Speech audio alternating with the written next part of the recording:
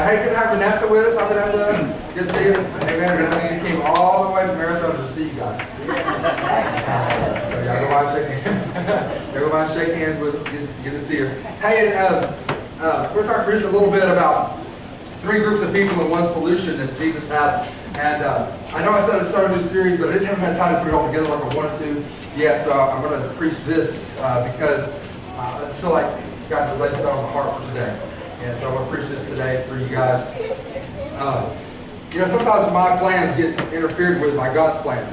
I have all these great ambitions and all these great things that I want to do, and God says, no, not yet, you're going to do this. I'm like, I'm a God, I want to do this. Because this is really cool, God. I want to do this thing that's really cool. And he's do what I tell you to do. Shut up. I know God doesn't talk to everybody like that, but God talks to me that way. And just do what I tell you to do and shut up. And just do what I tell you. And quit complaining and just do what I ask you to do. And God doesn't talk to anybody else like that, right? This is just me, okay? So I understand, God gets your attention how you get your attention. I'm going to talk to you about number 1, the crowd, number 2, the woman, and number 3, the little girl. So you know where I'm going. Number 1, the crowd. Number 2, the woman. And number 3, the little girl. If you have your Bible, turn to the book of Luke, chapter 8. Start with verse 40.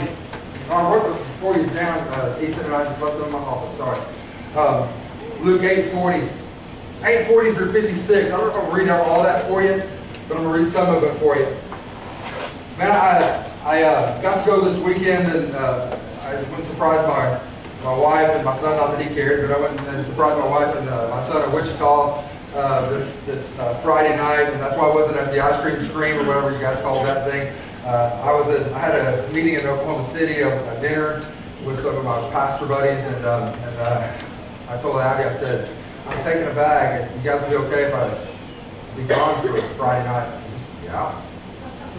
All right, just making sure everything was cool. And so, I have to remind myself sometimes she is 20, and so it's not like she's 14 years old. And so she's like, yeah. And so I packed a bag, and I went to Wichita. It was an hour home or 2 hours to Wichita. So I went to Wichita, and was with my son and my wife, and she was there by herself, and I don't like her being by herself. And so I went and hung out in Wichita. Well, I was there. But he had his headphones in, so she was kind of by himself. And so anyway, just so you guys know, that's where I was at. It wasn't that I don't want to hang out with the Rivet group. It's just that I was gone. Don't take this personally, but I'd rather hang out with my wife. Just don't take it personal. I would, if I get an opportunity, I'd rather hang out with her. And so that's where I was at. And I trust you guys had a great time. I heard about 24 people, something like that was there. And so that's really good. And so I appreciate everybody that went there and made ice cream. And it sounded like you guys had a lot of ice cream left over. And so that's good. That means you got enough, right? Are y'all awake with me today? I mean, I'm trying to ease into this thing. And y'all looking at me like, dude, would you hurry up? Lunch is like 40 minutes away. I'm really hungry. And if you just shut up and just get done with it, would you preach so I can get done and go out here? Probably not. Amen? Where's Kay? Nursery. Okay. Well, she was there, and then she got raptured. And so I didn't know what happened. And so just making sure I was okay. Amen? And so, I didn't know the chariots that came and got lunch. So anyway, listen. 3 groups, 1 solution. There were 3 groups. And I'm going to ask you a question. Who's the most important? Because I said something the other day, and I think some of you took it the wrong way. I said something the other day, I said, I'm going to go get your grandkids and your kids. And it's almost like some of you took it or got offended like, I don't care about you. That's not true at all. I need you to help me go get them. Amen. Amen. There's about to be an impartation into the young people of this world. Yes. Are you going to be part of that impartation? Amen. Do you not have anything you can put into somebody?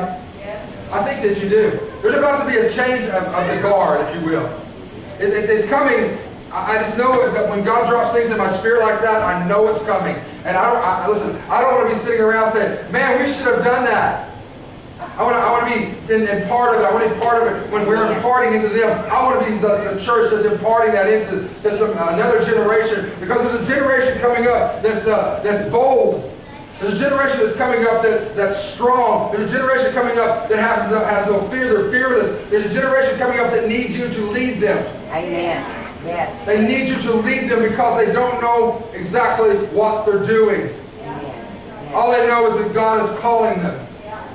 All they know is God has His hand on their life. All they know is that God is moving in their life. They don't even really know what God moving in their life means. But all they know is that God is doing something. Somebody's doing something, and something's changing. So I have three groups, and I have one solution, but I want to ask you a question. There was the crowd, the woman, and the little girl. Which was the most important? Which was the most, because Jesus had to make a decision. Jesus got off the boat, and people were waiting for him, and he had to make a decision about what he was going to do and how he was going to do it. Jesus had to make a decision. You have your Bible, turn with me to Luke chapter 8, verse 40. Go there first. Thank you. And it came to pass that when Jesus returned, the people gladly received him, for they were all waiting for him. Now Jesus had a group of people that were waiting for him to come across the Sea of Galilee. And if you've ever been to the Sea of Galilee, you can understand it's not like we think of the Sea of Galilee like it's the Atlantic Ocean. No. It's a big lake. Eufaula is probably bigger than it. Texoma, I know, is bigger than it. Grand Lake's probably bigger than the Sea of Galilee. And you can make that trip pretty quickly across it. I think we went on we went across, you young folks don't know what I'm talking about, I'm still using that. But anyway, we went across, it took about 30 minutes, maybe, Tommy? 45 minutes to get across. And so it wasn't like they were waiting for 4 days. They saw Jesus go across, they could see to the other side, and they noticed when he was coming back across. And they were like, oh, here he comes. And so the multitude began to gather at the Sea of Galilee on the shore, and they began to say, hey, Jesus is coming back. Because that's when, the Gadarenes and the demonic man came out, and they said, go away from us because we don't want you here. So Jesus said, cool. And they came back to the other side. If you don't want me here, that's fine. Cool. I'll go do something else. And so Jesus came and did something else, and he went across, and the crowd began to gather in anticipation of Jesus showing up. Now listen to me. Now I want to share this church. Don't get offended at me. I get offended. I don't care. But listen. Most time church service starts, and you're not anticipating Jesus showing up. You're anticipating what time I get out of here. Woo! That's good preaching for a Sunday morning. I know. We're already counting down. Okay, if they sing 3 songs, they probably do 1, maybe 2 more. If Jeff doesn't get too carried away and start singing "Draw Me," you're going to sing it 25 times. I like that song. I like the Spirit of God that flows in here. Yes, amen. Draw me. Amen. And I will run after you. And so if we can get Jeff not to get all caught up in singing "Draw Me" or singing something else, or another worship song, if I can get him to sing some praise songs and we get through it fast, and maybe I can get out of here, and maybe we can get to Mazio's at 7:30 instead of 8. Come on, help me now. You know it's true. And we don't have anticipation of Jesus showing up. But the crowd, the multitude began to grow in anticipation of Jesus was on his way back from the other side, because they could see him. You can see the other side of the Sea of Galilee. It's not like you can't see the other side. You can see all the way across. And so when he's coming back across, somebody who was a lookout said, "He's coming!" And they began to gather because they wanted front row seats. So when Jesus spoke, they could hear. But he didn't have one of these. That's why he had to go out on a boat and cast out a little bit so he could use the amphitheater of the water. And people in the back could hear what he said. And so understand this, that Jesus was on his way, and they had anticipation, and the crowd began to gather greater and greater and greater and greater, because they were anticipating something in their life changing that they needed. Amen. Now I have a question for you.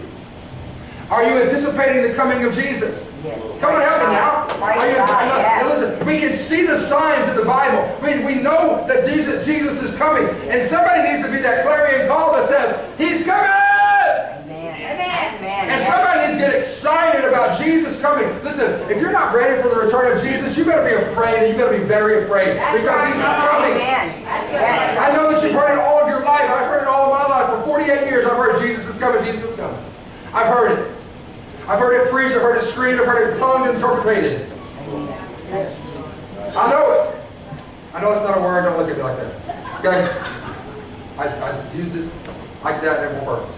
Okay, listen. I've heard it prophesied, I've heard it, thus saith the Lord, and all that stuff, okay?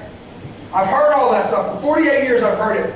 But in no time in history have we ever been closer than we are right now. Because listen, I'm telling you right now, if you're not a tech person, you need to get into the technical field, and you need to study about what's going on in this world today. Yes. Thank you. But I don't even know how to turn a computer on. Well, get with it, baby, because that's like not knowing how to write. You need to know how to use computers and how to do those things. You need to know how to use, just at least know how to turn it on and use it somewhat, because you're getting left behind. Amen. Some people are scared of smartphones. I can do more on my smartphone than I used to be able to do on my computer at home, which is really cool. But it's really cool. I could be in Israel, and I could call my wife from Israel from my phone, and we can FaceTime, and I can see her from Israel, and she can see me. That is cool. I'm sorry if that messes with you, but that is stinking cool. It is cool that I can be in Israel, and my cell service is from Tulsa, Oklahoma. Well, actually, it's from Oklahoma somewhere, USA or whatever it is. Okay, I think their headquarters is Tulsa. But listen, it's cool that I can be in Israel, a 10-hour and a 10.5-hour flight away, and I can get on Google on my phone, because there's Wi-Fi at the hotel I'm staying at, and I can do anything I needed to do. I can research stuff, I can read stuff, I can read books, I can do all that stuff on my phone. Isn't it annoying when somebody calls you on your phone and messes up your playlist? Because you have your headphones in? How dare you call my phone? If I wanted a phone, I would have bought a phone. This is my playlist. Come on, are you with me? Isn't it annoying when you're working and you have your headphones in? I'm talking to the generation young, like my age and down, because some of y'all still use them for phones. Okay, anyway, so we have our headphones in, and we are listening to music, or we're listening to preaching, or we're listening to whatever we're listening to, a book, an audio, whatever we're doing, but we're anticipating Jesus coming. Amen. Yes. Praise God. Now more than ever, when I can use my phone and pay at McDonald's. Come on now. I don't have to have any money anymore. I have to have money. I have to have numbers in the bank. But it's not like they have money in the bank. They have numbers in the bank. Help me, somebody. My daughter takes a picture of her check and it deposits by a picture of her phone, and it deposits in the bank by taking a picture of it. Now, I don't do that because that's kind of creepy to me. But for her, it's like, I have to deposit my check, click. She doesn't have to make a deposit slip, she doesn't have to do anything. She just takes a picture of it and it goes into her bank account. Isn't that cool? I think it's cool. But here's the deal. It's just ushering Jesus closer and closer. Amen. He's coming. Do you see him? Do you see him coming? Are you anticipating him coming? Do you feel it? And he's coming. Amen. He's on his way. And there's somebody, and we've gotten quiet about yelling, Jesus is coming. Hey, I don't know, I would offend anybody. Jesus is coming. No, we used to scream it out, remember? We used to holler it out all service long. Jesus is coming! You need to get right with God because Jesus is coming. Amen. And then we kind of got, he'll get here when he gets here. We'll hide in the church and wait for him to come and show up. But Jesus is now saying, listen, I don't need you to hide in the church and wait for me to show up. I need you to get out in the field and work because the harvest is ready. Yes, thank you, Jesus. And the laborers are few. And he's starting to mess with 48-year-old preachers and saying, go tell the church that I'm coming and I need to get busy. So number one, a question I have for you, who's the most important? Is the crowd most important? Well, anticipating his arrival. The crowd was waiting for him to show up. I can prove to you in Mark that the lady with the issue of blood didn't know who Jesus was. The crowd showed her who Jesus was. Come on now. Amen. So they didn't even really understand.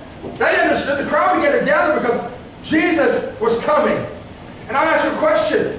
As the crowd gathering because Jesus is coming, are we starting to feel a little bit of, listen, when we have young men that are 37 years old, that have 20,000 people in churches, and young people that are showing up, God is doing something. Amen. God is doing something. We have a young man in Charlotte, North Carolina, has a church with 20,000 people show up on all their campuses every Sunday. God is doing something. Amen. God is moving. Well, they must be sinning if all those people are showing up. What's wrong with you? God is doing something. Yes. God is doing something. Yes. Listen, I don't agree with everything they do, but they don't agree with us singing hymns. That's okay. I don't care. And they don't care either. My brother got all up in arms because they turned the lights down and have the lights on the stage. I said, why do you care? Why do you care? Amen. Well, I wouldn't go to that church. I said, do you think they care if you go to your other church? They don't really care about your opinion. Whether you show up or not, it's not going to affect what they do at all. Amen. He didn't get mad, but he could have. But he didn't. Why do they care? Why do we care? Listen, I don't agree with everything that they do. I don't. But you know what? They don't agree with everything I do either. Amen. They think that I guarantee you they come here and they say, this is an organizational mess. I said, I know. I'm not an organized person sometimes. But understand, they are very organized and they're winning souls to the kingdom. Listen, Amen. I wish to God we could baptize 10 a year. They're baptizing 10,000 a year. Somebody help me just a minute. Amen. God's doing something. Yes. God's moving in young men's lives and young women's lives. And God's doing something with the crowd because the crowd's anticipating Jesus is coming. Amen. Jesus is coming. Jesus is coming. And then the second group was the woman. She didn't even know who Jesus was. The crowd showed her. If you don't believe me, you can read Mark chapter 5, verse 27. Ethan, Mark 5:27. She was just sick and desperate. Yes. Sick and desperate. Mark 5:27. Thank you. And when she had heard of Jesus, came in the press behind and touched his garment. She didn't even know when she had heard of Jesus. Somebody said Jesus is coming, and she listened. Amen. Yes. Because they didn't know, she didn't know. There's just another boat coming across for her. But somebody said Jesus is coming. Jesus is on his way. And somebody had to get hold of her, and she believed him and said, if I could just touch, because somebody had to have a testimony of I was sick and he healed me. Somebody had to have a testimony of I was sick and I was down. Somebody gave this woman a testimony because when she heard of him, she said, if I could just touch him, I'll be made whole. Amen. Yes. It wasn't like inherently known to her because she said, when she heard of Jesus, you got to read the Bible, man. Amen. Yes. Thank you, Jesus. We have these little fantasies in our head about what we're living down. Not everybody knew who Jesus was. That's why he was going and doing his thing. She said, man, if what they're telling me is true about this Jesus guy, if I can just touch him, if I can just touch. Is that him? Okay, all right, guys. If I can just touch part of his clothes. Okay, I can remember. So the woman was the second. So who's more important? Was it the crowd anticipating his return? Or was it the woman anticipating his return? Who's most important? The third was Jairus' daughter. She was dying. I'm going to start with Jairus first. Because Jairus was an important man. He was one of the rulers of the synagogue. He had influence in the town. He had influence in the country. He had influence in the synagogue. He could have gotten Jesus in the synagogue to speak to hundreds of thousands or whatever people, hundreds of people or thousands of people, whatever were there. If you have your, go to 8 and 41, sorry, 8 and 41.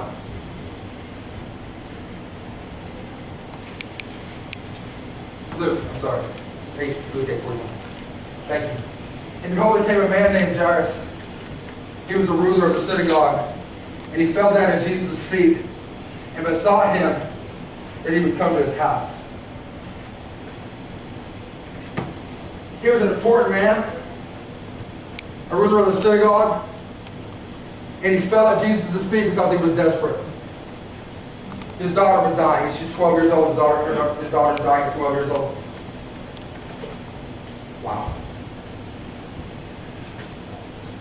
And I'm going to go parallel between Jairus' daughter and the woman with the issue of blood. I'll make two parallels for you in just a minute.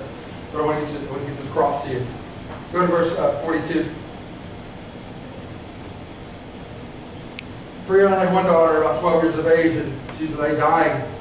But as he went, the people thronged him. That just means they pushed him. Because the crowd will sometimes push you in a direction that may not be the direction you need to go. Amen. But in this situation, I believe God used the multitude to push Jesus in a direction. See, understand that there's people that are pushy in your life. Amen. Come on, somebody. Anybody know anybody pushy? Anybody that is a nudge?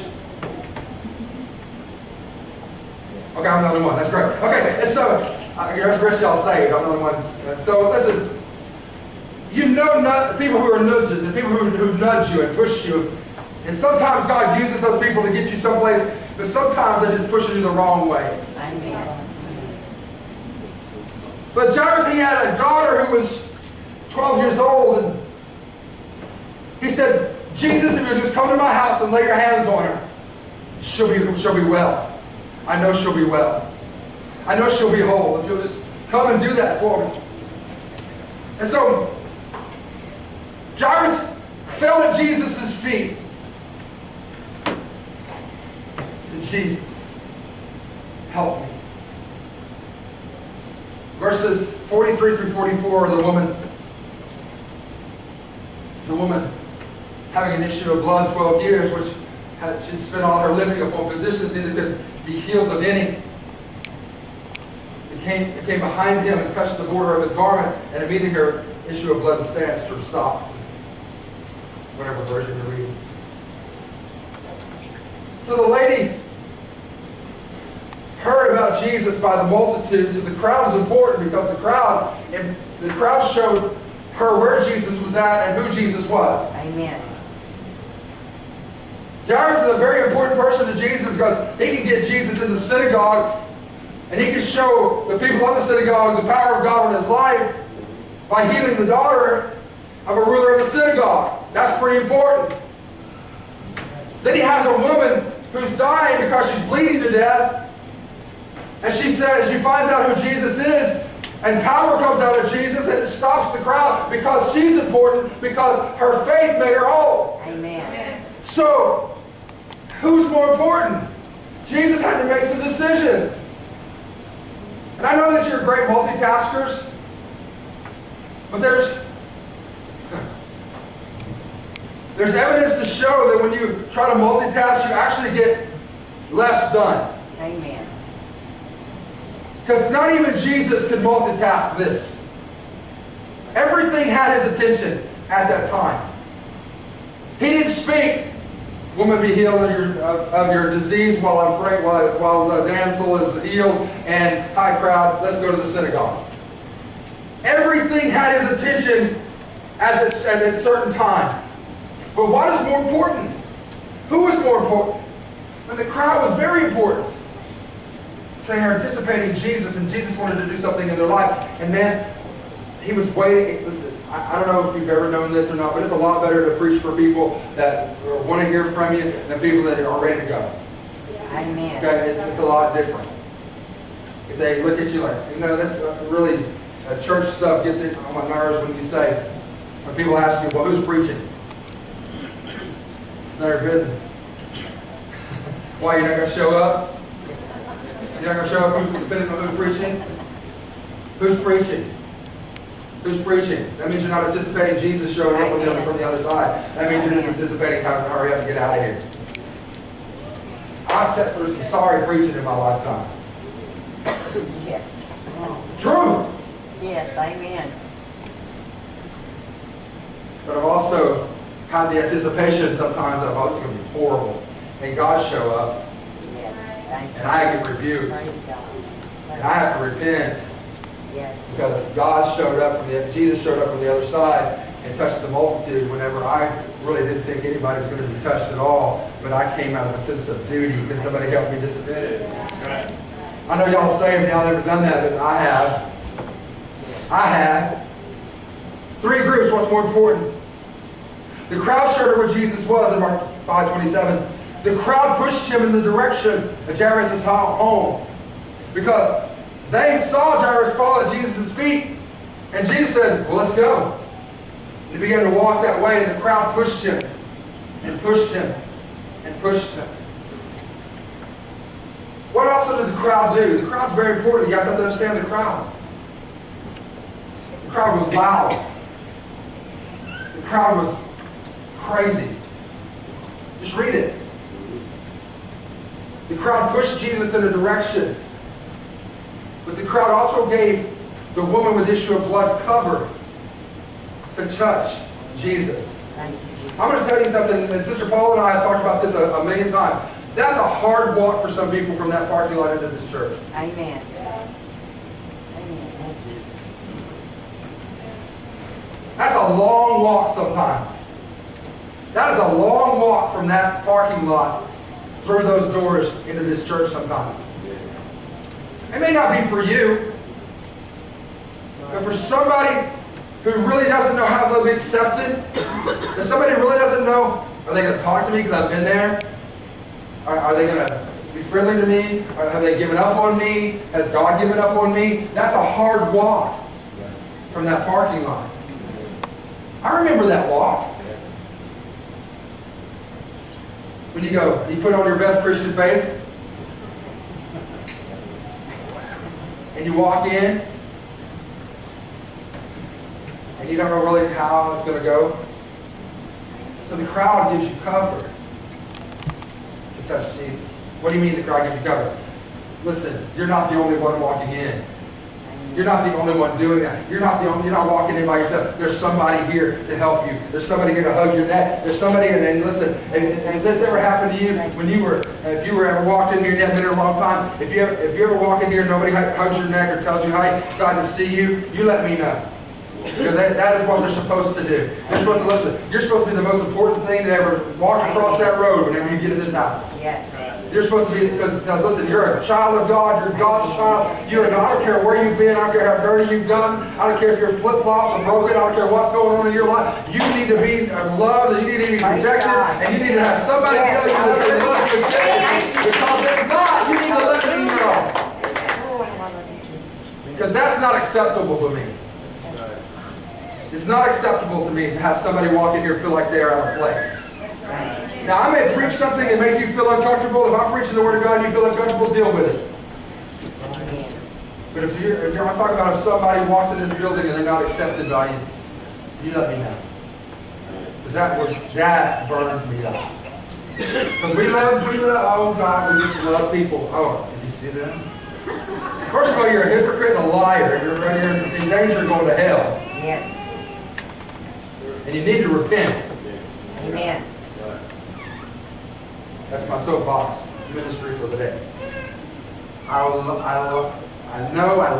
when people walk in this building and I watch and I see, hey, it's good to see you, and shaking hands. Now don't knock them down to shake their hand. Don't slobber all over them. Just, hey, glad to have you here. Good to see you. Yes, thank you.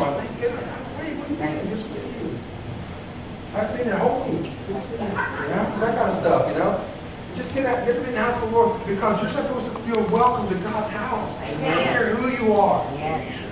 You're supposed to feel welcome into God's house. Now, I'm telling you, I've sat in church and felt uncomfortable because the Holy Ghost convicted my heart. Yes. I've done that, but it wasn't anybody else's fault but mine. Amen. That's good preaching, Brother Jeff. Yes, it is. I know it is. But this is the crowd pushed Jesus. I'm trying to hurry. The crowd pushed Jesus in the direction of Jairus' home. The crowd gave her opportunity for healing. Amen. Wait a minute. What? How did the crowd give her opportunity for healing? I'll tell you how. Number one, they were anticipating Jesus coming. Amen. Yes. Yes. They weren't just simply going, here comes that Jesus guy again. We're going to sing 3 songs and we're going to worship and then we're going to go home. They were anticipating him coming. They knew Jesus was going to do something. When he showed up, they knew he was going to do something. So they gave her opportunity for healing. Because number one, they anticipated Jesus doing something. Number two, she didn't have to walk in by her lonesome and try to sneak a little grab a garment. She could blend in with the crowd and get touched by Jesus. Amen. Mm. Yes. Thank you. The woman stopped the crowd. Why? Because when Jesus felt power go out of him, he said, come on, church scholars, he said, who touched me? And the disciples said, are you serious? Are you serious right now? Who touched you? That's all we can do to keep people off you, and you're asking, who touched you? I can just see Peter going, this guy's nuts. I mean, I can just see it. Jesus said, no, somebody touched me because I perceived the powers come out of me. Because you can be in the vicinity of Jesus and never touch Jesus. Come on, God. Yes. You can be in the church and never get touched by God. Amen. You can live your whole life going to church and never know what it means to be saved. You can live your whole life and never know what it means to be touched by God. Never. So she stopped the crowd in Luke 8:46. 8 and 46.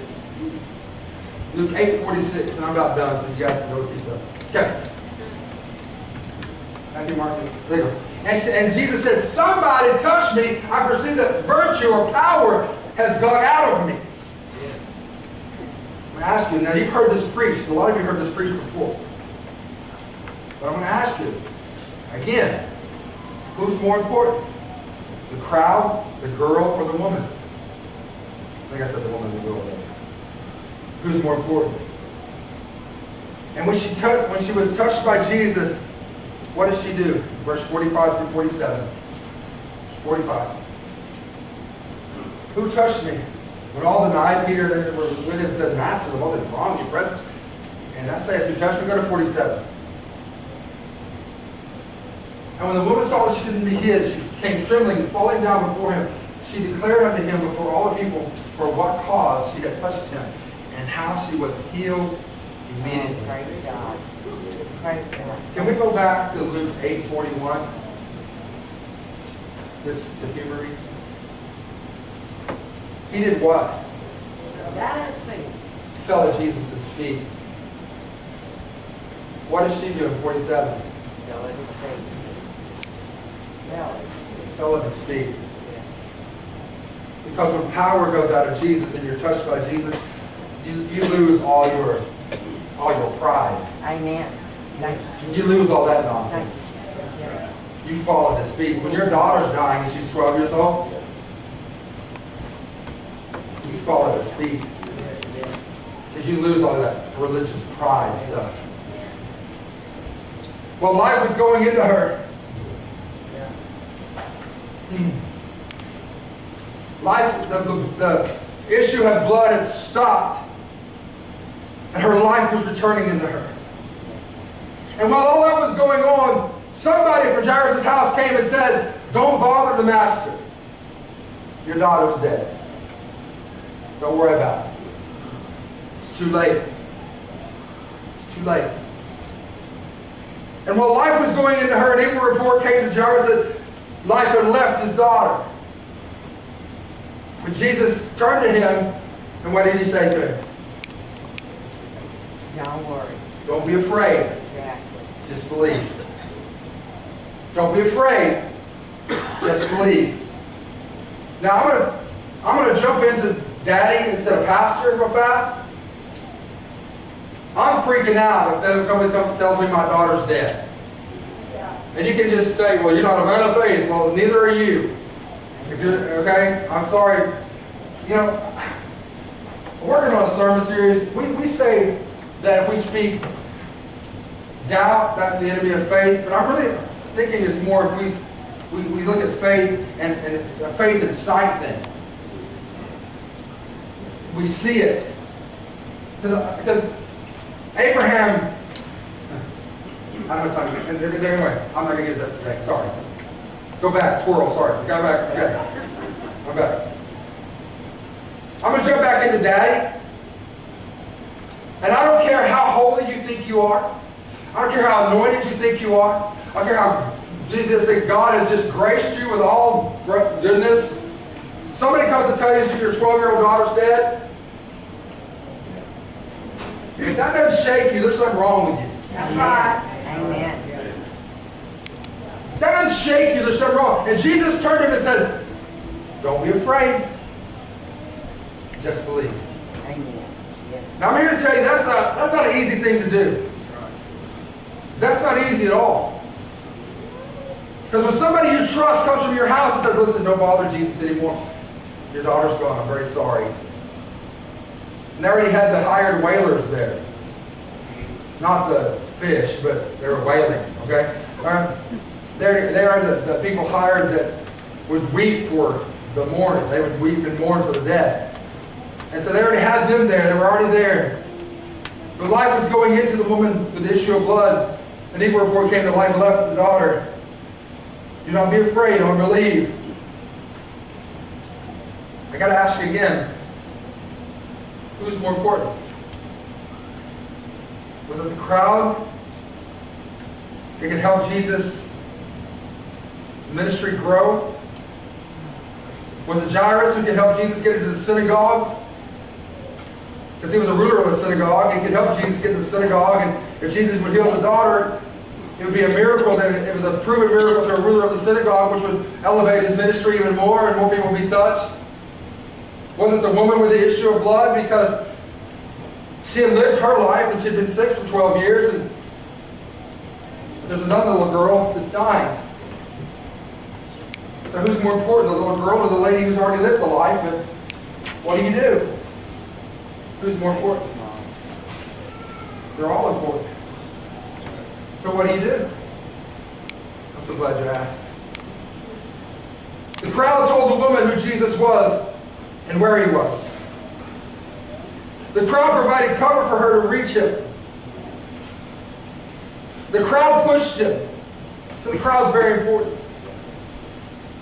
Jairus was an important man. His daughter was dying. And please come help me, Jesus. And fell at his feet. Very important. The woman with the issue of blood was dying and she was desperate. And Jesus, being who Jesus was, cared for everybody there. Amen. Amen. Amen. Amen? Now, hang with me in the last 8 minutes. You're going to miss the whole point. How old was the little girl? 12. How long had the lady been sick? 12. So the day she began to die, the little girl began to live. Amen. You with me? There's a 12-year crossroads we come to. 12-year crossroads. The same year that Jairus' daughter was born, the woman began to bleed. She began to die. The same year that she began to live. We come to the pinnacle. For the life of both these women are in peril. This 12-year-old daughter has to be touched or she dies. This lady who's been sick for 12 years has to be touched or she dies. The multitude comes out because they're anticipating Jesus doing something, so now he's on display. And he has to do something. And so now we're at a crossroads. Well, somebody's going to have to see God do something, because we're at a 12-year pinnacle. Listen, it's taken 12 years to get to this spot. Amen. Amen. Let me ask you a question. Who's more important? We all are. 12 years. Hang on. Hang on. Stay with me. 4 minutes. Hang on. They were already at the place where the woman was at. Okay? Jesus didn't say, lady, wait here. You've already been sick for 12 years. I'm going to go pray for her, and I'll be right back. Amen. Because who knows if she was at the point of death? She could have been. Who knows? The Bible doesn't say that. She was so insignificant, though, her name's not even written down. She's the woman with the issue of blood. The daughter was so insignificant that her name's not written down. It's just Jairus' daughter. Jairus was important because his name's written down. The crowd, insignificant in the text because there's no names of the crowd other than Peter and the disciples. And so they were a nameless, faceless crowd, nameless, faceless woman, nameless, faceless girl. But Jesus was the answer to everybody's situation, because listen, he knew exactly what he was doing. When the crowd pushed him, he knew exactly where he was going. He knew exactly what he was doing, and told Jairus, don't be afraid, just believe. Because this lady, listen, understand. Now, I'm going to jump back into pastor from pastor to daddy again, okay? Understand, I would be dragging Jesus to my house. And I would be mad if he stopped in the middle of going to my home to talk to some lady, and then somebody comes and tells me my daughter died, and I'm looking at Jesus and saying, what's up with that? Amen. She's alive. My daughter's dying. I know that y'all are saved and y'all don't think that way. But that's how I feel sometimes when I read the scripture. I put myself in the situation. Amen. Amen. And I think, Jesus, what are you doing? Why would you stop? And why would you not just walk to Jairus' house and heal that little girl? Because I'm not Jesus. And he knows what he's doing. Now check this out. This is really cool. They had hired people to weep and mourn. How do you know they're hired? Because here's the deal. When he walked in and said, she's not dead, she's just asleep. They went from weeping to laughing. It was a custom at that time for them to hire people to mourn. I don't know why. I'm not Jewish. I have no idea. But listen. Jesus walks in and says, everybody out. Except for the sons of thunder and the mom and dad. Everybody out. I want you out of the room. Why? Jesus took opportunity to show Jairus and his wife who he is. He walks in and says, I can't pronounce the thing. It's in Mark, you can pronounce it. Damsel, arise. And she woke up, and her life came back into her. And Jairus and his wife were like, wow. This Jesus cat that you guys are so against in the synagogue, let me just tell you what he did for my little girl. And everybody knew that she was dead. But the testimony now is that she's alive because Jesus came and prayed for her. Everybody knew the lady with the issue of blood because she was unclean and couldn't touch anybody. Come on, help me just a minute. Help me a minute. They knew the testimony of that woman. She was unclean and she wasn't supposed to touch anybody, or not much less touch Jesus, who were anticipating to come. And the crowd is such around him that they're thronging him. Much less, and she came and she touched him and she was whole. And now everybody in the community knows what Jesus did. Now let me ask you one more thing, and I'll leave you alone. The crowd saw the miracle of the woman. Jairus and his wife saw the power of God in their house. The woman was healed and set free. The damsel was healed and set free because of an anticipation of Jesus coming on a crowd. The crowd showed exactly what Jesus, listen, the crowd was used. Yeah. Amen. Number one, to testify to a woman who didn't know who Jesus was. Yeah. Number 2, to push him in a way to go toward Jairus' home. Number 3, to give cover for the woman with the issue of blood to come in and touch Jesus without everybody knowing she was going to do it. Yes. Help me a minute. Number 4, they pushed him to the right. Listen. They saw the ruler of the synagogue fall at the feet of Jesus, giving him respect as a man of God. Somebody help me a minute. So understand, there's a lot of stuff going on here. Yes, God. Thank you, Jesus. Thank you. So I'm going to wrap it all up in a nice little pretty little bow for you. If you're not anticipating the coming of Jesus, and you're not a crowd that's ready for Jesus to come do anything, if you're not testifying to somebody, that woman would have died if somebody didn't tell her who Jesus was. That little girl would still be dead. If that man didn't humble himself and fall at the feet of Jesus, that little girl would have been dead a long, long time before her time to die. That's right. Thank you, Jesus. Thank you, Jesus. And that crowd would have never been there if they didn't anticipate Jesus coming. Praise God. 3 groups, 1 solution. They're all Jesus. Yes. Thank you. I don't know what you want from God. I don't know where you are in your walk with God. I don't know if you're anticipating Jesus' return or you're dreading the day He returns. I don't know if you have an issue of blood or a damsel in your house dying. I don't know. It doesn't matter what your situation. It matters what you're doing for God and what you believe in and what you're doing. He said, are you working for God? Are you telling somebody about Jesus? Because Jesus is the answer. Are you believing and not being afraid? Are you falling before God? Are you falling before Jesus' feet and saying, I'm humbling myself. I know I'm a ruler of the synagogue, but I'm humbling myself before you, Jesus. Listen, there's nothing that makes me madder other than people not loving people.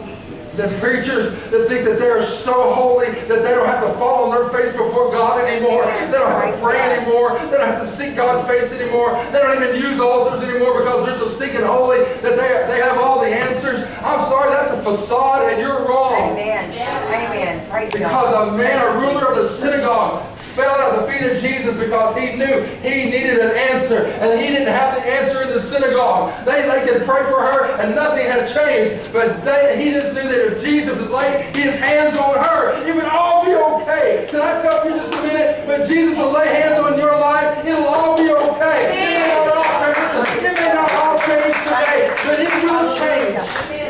It will change.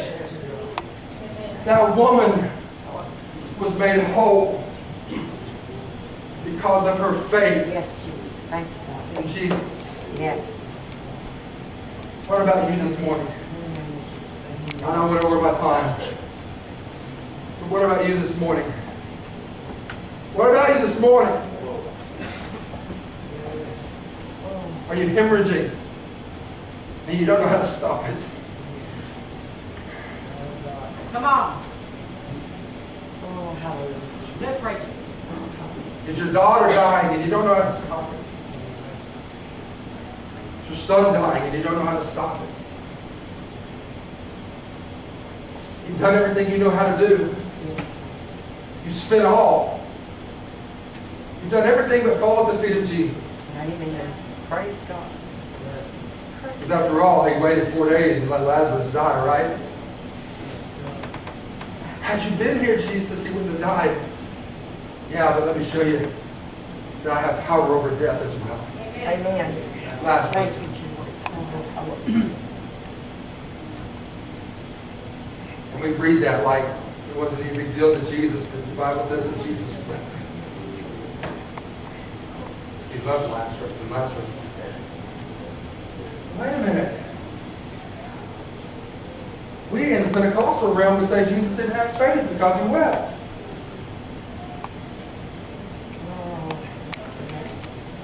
That's another little tidbit for next time. Because it wasn't a confession of whatever. Positive confession. Because he wept. Oh, praise God. Yes, Jesus. Jesus help me. Thank you, Jesus. Yes, God. If you're here this morning and you don't know him, maybe your life is hemorrhaging. You're just dying slowly. You can feel life leaving you. You can just feel it leaving you. Come touch me. The power come out of them into you. If you're lying in a bed and you don't know how to get up because you died, let God touch you. Let Jesus touch you. Maybe you don't know what to do, and you see Jesus coming and you really don't know what to do. Am I supposed to be excited? Am I supposed to be scared? Am I supposed to dance? Well, I don't know. Everybody else is all excited about Jesus coming. I don't know. I don't really feel anything about Jesus coming. I'm just waiting for the giggers to meet up. Maybe you're in that situation. See, we speak a lot of Christianese, and we expect everybody to understand what we mean. Jesus is coming. It's exciting for Christians. Outside the church world, okay. No, you don't understand. Jesus is coming. Okay. But inside the church world, we get excited about that. Now you should get excited about that. But shouldn't the crowd tell somebody? Yes. Stand your feet with me, please.